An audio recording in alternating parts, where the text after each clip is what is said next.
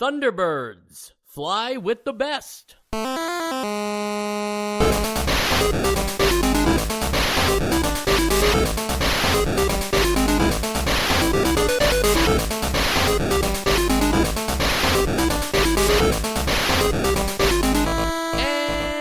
welcome to Nostalgia, a chronological exploration of every NES game released in North America.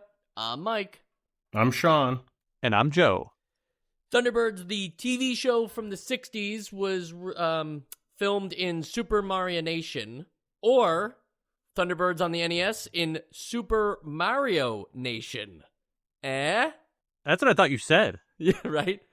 It's a puppet show. It's, I guess, like, they were doing, like, VistaVision or, other kinds of things, and they were pretending like they invented this new thing to record puppets, and they called it, and I'm going to probably say it the same way again, but they called it Super Mario Nation.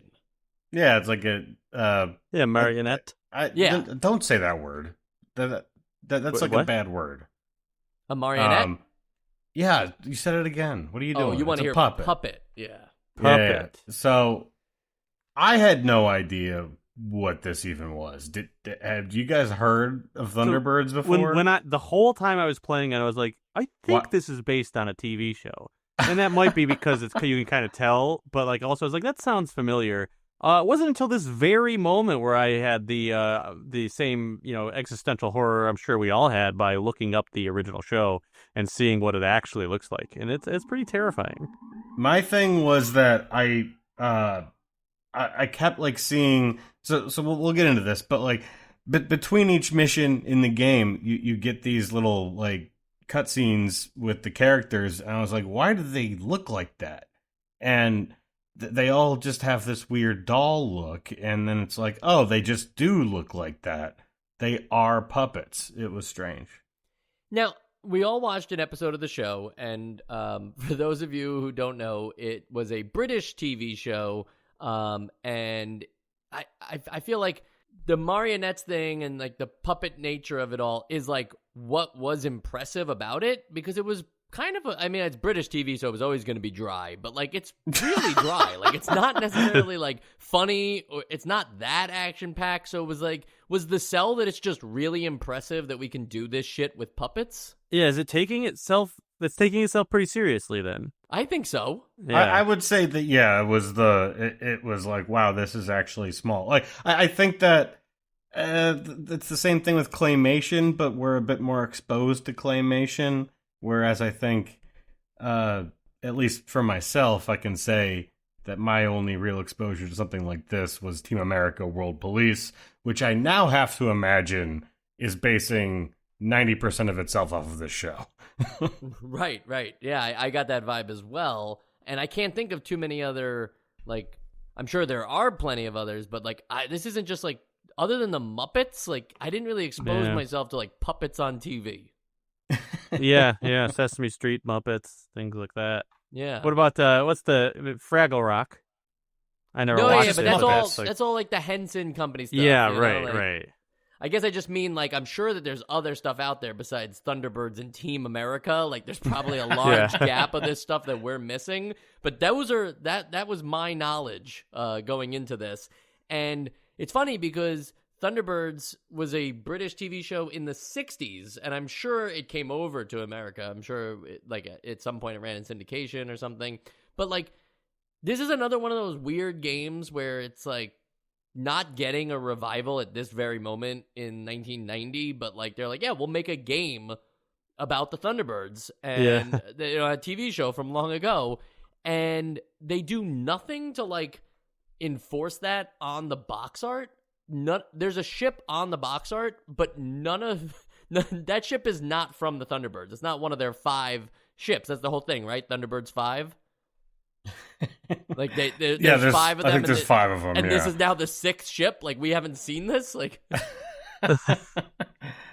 it was funny to see that they did try again with the superstar Bill Paxton had a movie. Oh yeah, the live action movie. Yeah, which I think is very strange that they would just cut the whole concept Yeah, they should have at least had those people on strings, right? Like they should have been like wires you could see, but they went for like that effect. It's kind of like the reverse of the Wachowski brothers Speed Racer movie, which was like hyper aware of itself and its like and the tropes it was playing into, but also incredibly stylized and cinematically beautiful. I feel like Thunderbirds didn't commit to anything about the puppetry but also just like it didn't commit to like poking fun at the original source either, though, right? Like it kind of like wanted you to believe that stuff was awesome. Is like sort of in the middle of this, like it's sort of like a dearth of culture, and all movies are kind of terrible, though, you know. Well, Speed Racer was 2008, and there are people who will say that was terrible, but they are objectively wrong. You can tell anybody who says that the 2008 Speed Racer movie wasn't good that they're bad. I'm just not gonna essential. Stay out of that one because I haven't seen it, but I'd probably dislike it. Great. Yeah, you would love watching that. Watch that for sure. I think you'll enjoy it. Anyway, Thunderbirds, the video game. Let's get into it. The video game. Yeah, the video game. There's like a couple different ways I could imagine this going. I guess I just didn't imagine shmup. And it seems silly, I know, but like the Thunderbirds are like a team of 5 that like kind of work together to get something done. And this tries to do that of like, oh, this time you're playing as this vehicle, or this time you're this guy, and you get to choose like where you want to go, so you can like take things out of order. But ultimately, at the end of the day, you're just picking which level of the shmup you want to play. Yeah, and there is at first like a little bit of appeal to the idea, like, yeah, you're going to be in the submarine, you're going to be in the underground drill or something, you're going to be on this Jeep or in a plane. But yeah, they're not. I'm impressed with the how much it looks different, but they don't really play very different. I mean, it technically plays different, but it doesn't feel different. What they did here is that they took every power up from like Gradius and just like sort of separated them all so that you couldn't get them all at once, or you couldn't choose which one you had. It's just, oh, this ship gets this upgrade, and like so that's why I think like, yeah, there's like some that made them all feel different. But that's just because they kind of they just split apart any other shmup's power system and scattered them a bunch between a bunch of different characters. Yeah, for my money, I mean, I know you were being nice, Joe, but like whether you're in the air, in the sea, or on land, it is like identical gameplay. Yeah, I mean, I guess I caught myself while I was making that point because I'm watching and like I am realizing like, yeah, I guess it's technically not. I mean, there literally are different power-ups that do slightly different things. They just don't feel that different. Right. You know? Right. Because at the like, end of the day, it's still like you're not like when you're on land, you're not like free roaming or racing. You're just still doing the thing where you just shoot a bunch of enemies on the screen as the auto scrolls in front of you. But whereas like the submarine thing, you get like a different projectile, and then like when you're in you're in like some underground thing and you get like a giant long laser beam looking flame where it's like, yeah, that presents very minimal differences, but like until I really thought about it, it never felt very different to me. I'd say that the actual space in which this game is sort of setting itself apart from other shmups, aside from the tie-in or whatever and the level structure, sure, would be that in the moment-to-moment gameplay, they've sort of centered the whole option aircraft thing, whereas like in other shmups, you get options, but they're just one of any number of other upgrades, whereas this gets its own slot, and you kind of collect different orientations of them, and that's something. That's a good start of a concept, Yeah. Like, yeah, and I could see that really paying off. I don't know if it did.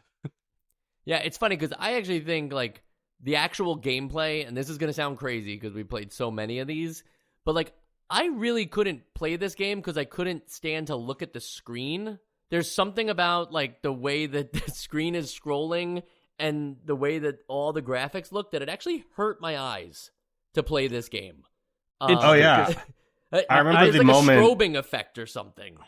It's pretty early in the game that you go to some, I guess, some active volcano. Yes, on the planet volcano where, level. Yeah.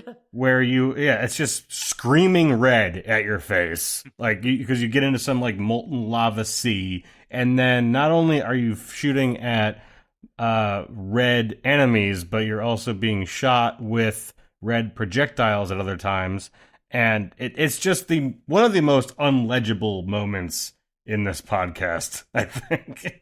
Yeah, I really couldn't believe it because it was so hard for me. I had to keep playing, obviously. I think technically that could be the second level you encounter if you do the first mission and then go to that mission next.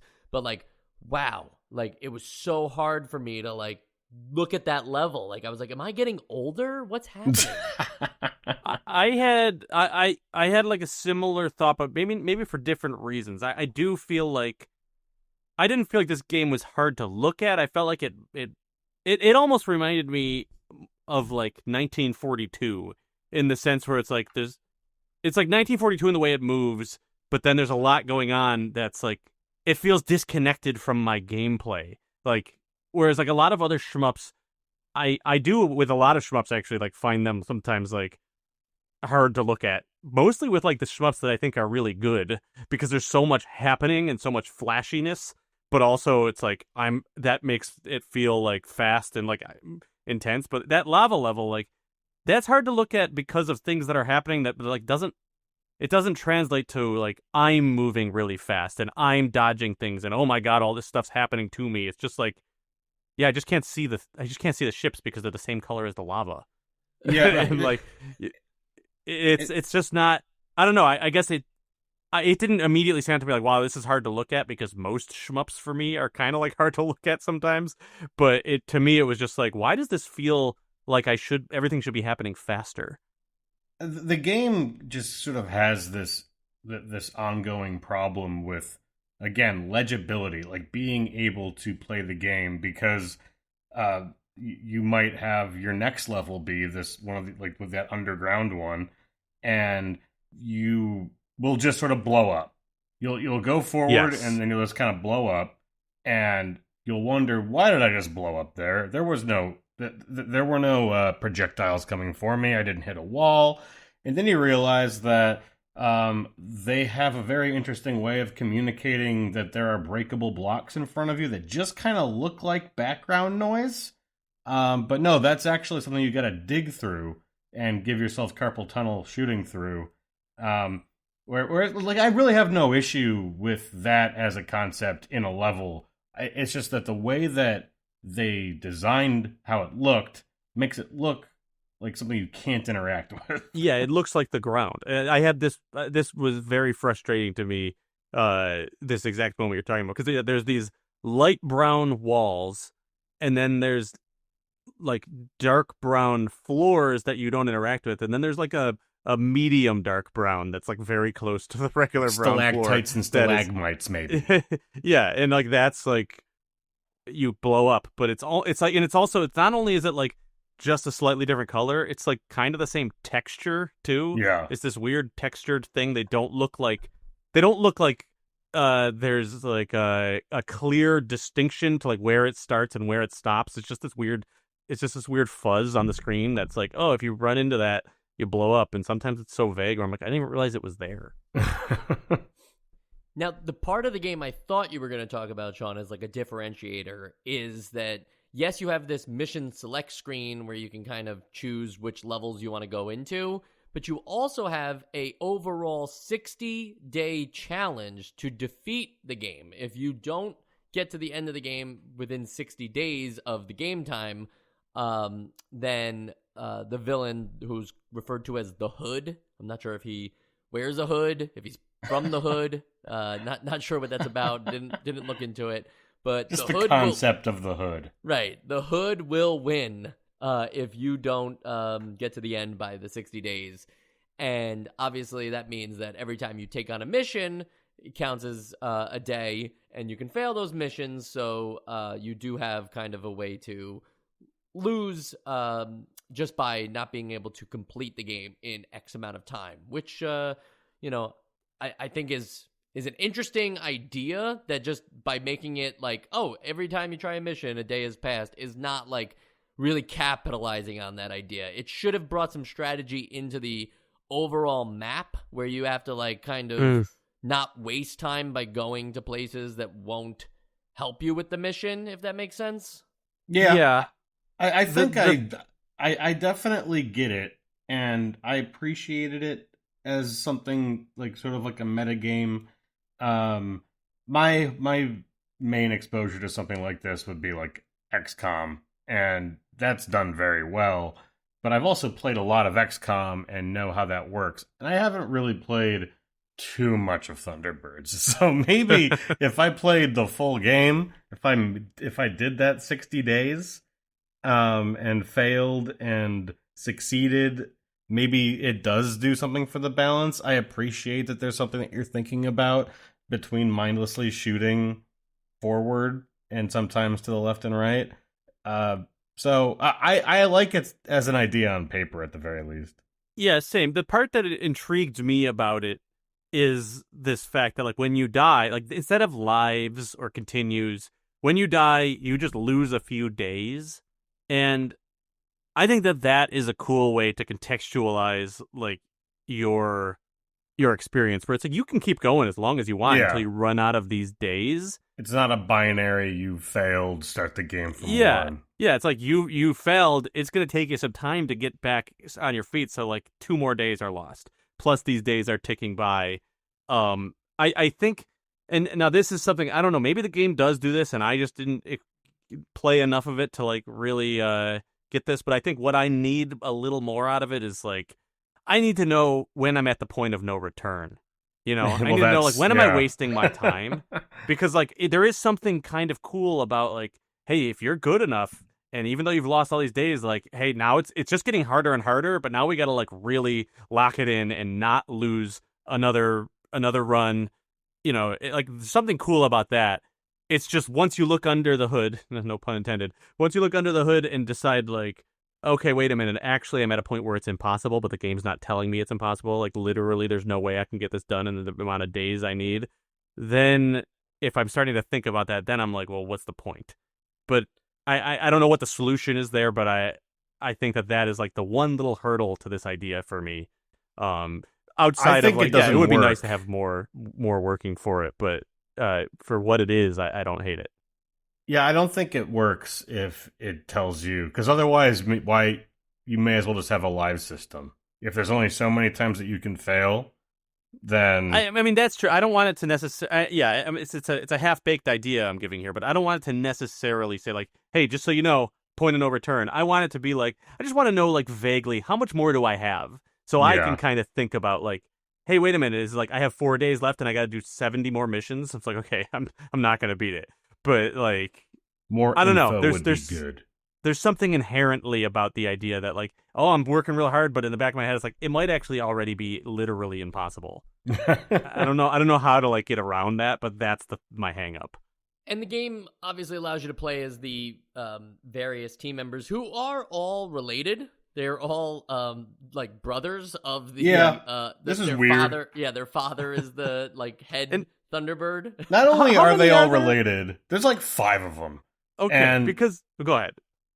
But they all have to just say dad or father, and it's just like kind of weird and creepy. And there's nothing weird about having a bunch of sons, but there is something weird about having a bunch of sons, and then what it seems like making it a mandatory thing about being a part of the family that you have to be a puppet. Well, not just be a puppet, but be a puppet for the international rescue team and risk your life all the time. So strange. Well, the thing that confuses me on these sons is that every time someone starts to talk, it's like you see like 3 sons in the frame, and then the camera like pans over to reveal the next one, and that's the one talking. Well, did you see the show? Is that how it works? Apparently he's got a whole like matrix of their portraits, and whenever one calls, their eyes glow, and then he selects the portrait, and then the portrait turns into a video screen of them saying, "Hey, Dad, I've got an update." Okay, well that puts it in a little more context. But what still bugged me about it is like it never pans the other way. So it's like every time it just pans to the next sound, I'm like, it looks like there's like 200 of them. Every time another person talks, it just keeps going forward. Like there's another guy there. Like it must be on a circle or something. But I'm just like, is it? And they all look a little different. So I'm just like, are there just like hundreds of these kind of similar looking guys just in a row, and like each person takes their turn? It may as well. And I will admit that I did not know that that's how it worked in the show until after I played the game. So I was right there with you.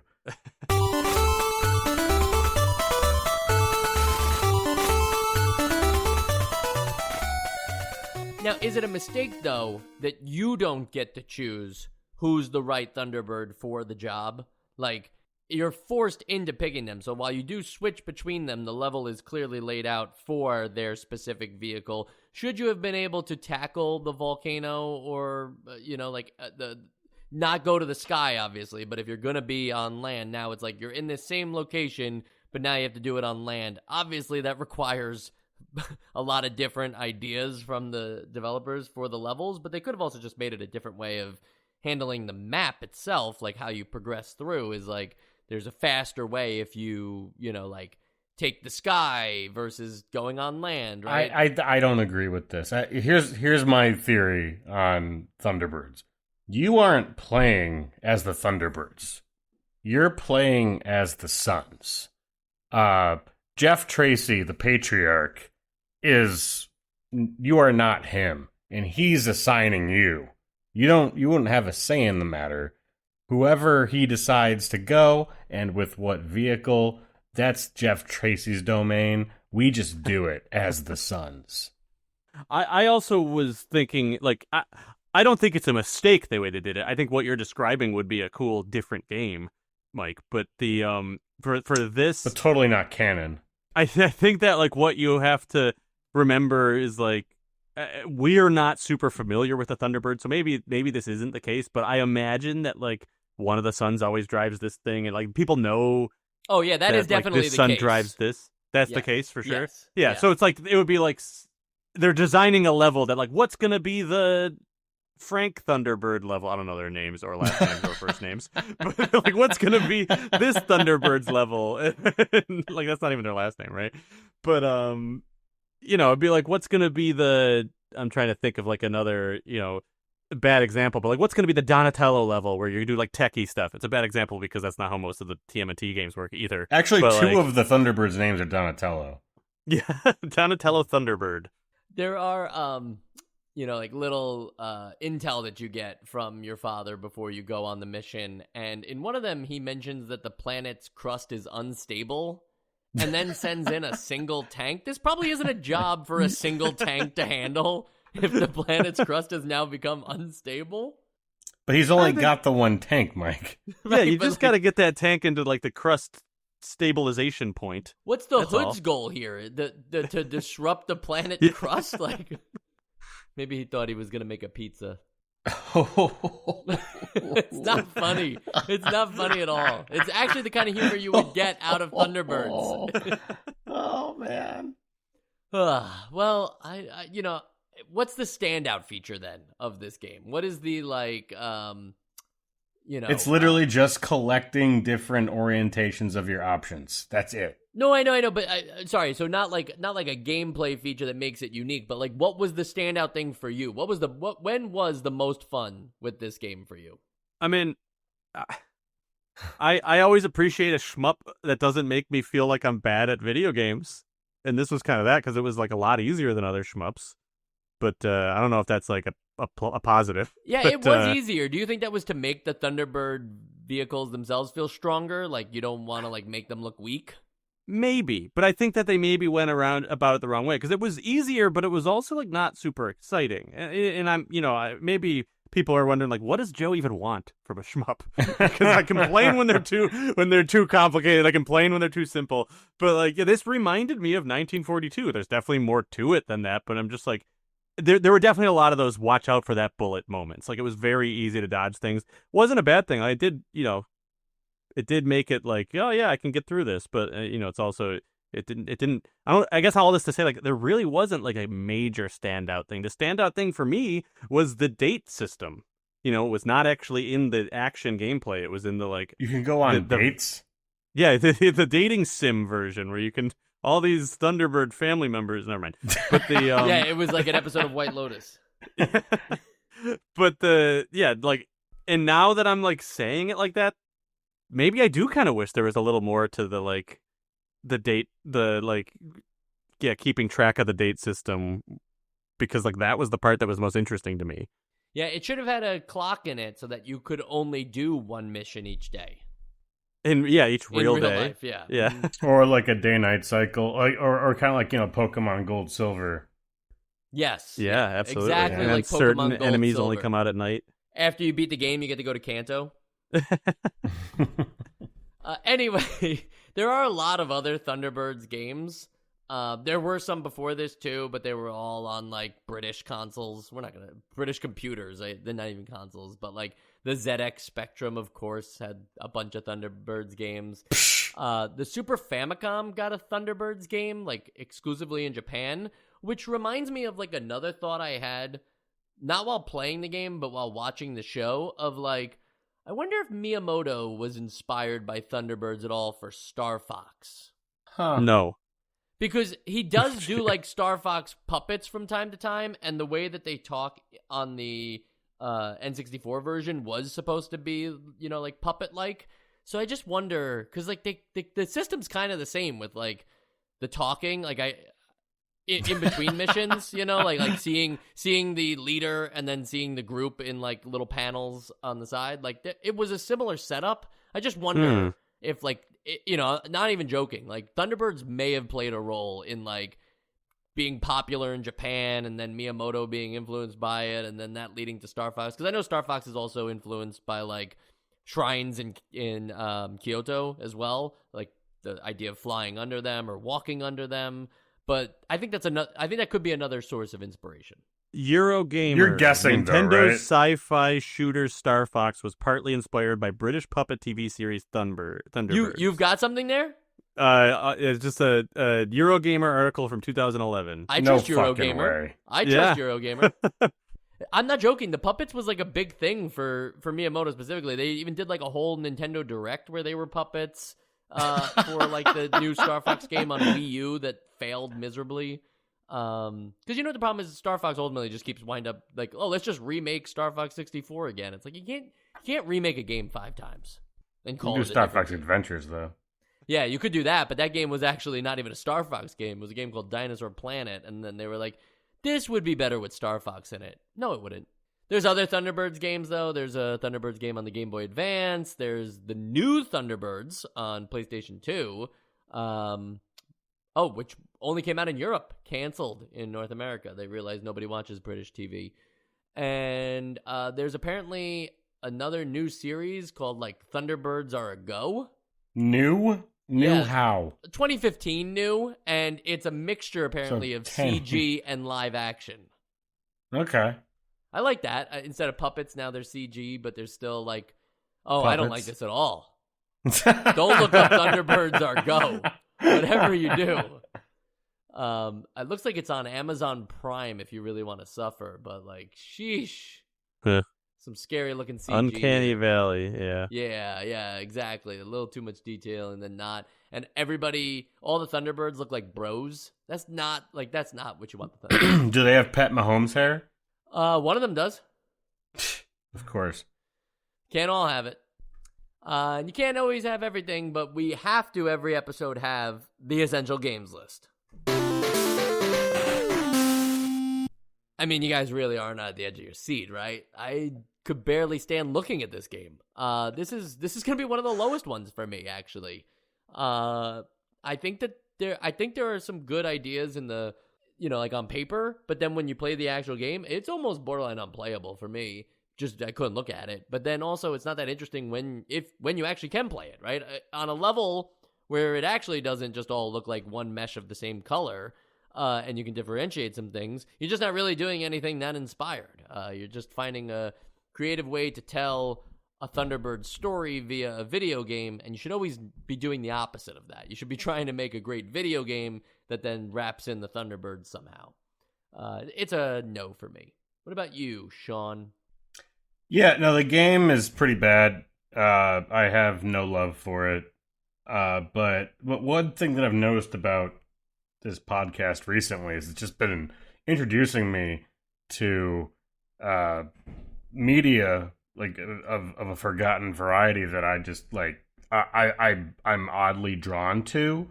Like I think even though the whole concept of a brood of children bred by some guy in a spaceship to go around and saving international crises and mysteries, like I think it's kind of interesting. I might check that out, even though it's like weird marionette puppets, because it's like it's a version of the 60s that's just like, oh man, everything's possible, and I'm just into that. But the game's bad.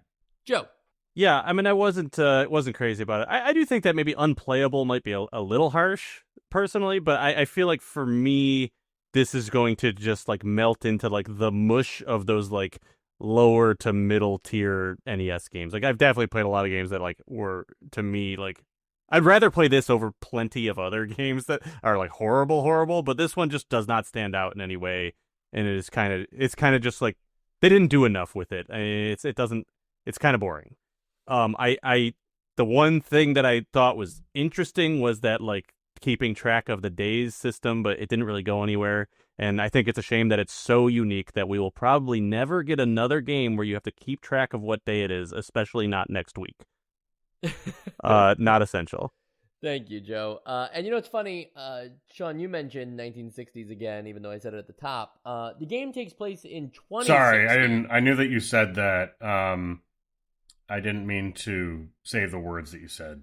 Oh, thank you. I appreciate that. But it's actually great that you said them, because you just reminded me that the game and I think the show takes place in 2060, 100 years after the setting of when it came out, but also through the lens of 1960 something. Yeah, but 50 years after the events of Street Fighter 2010.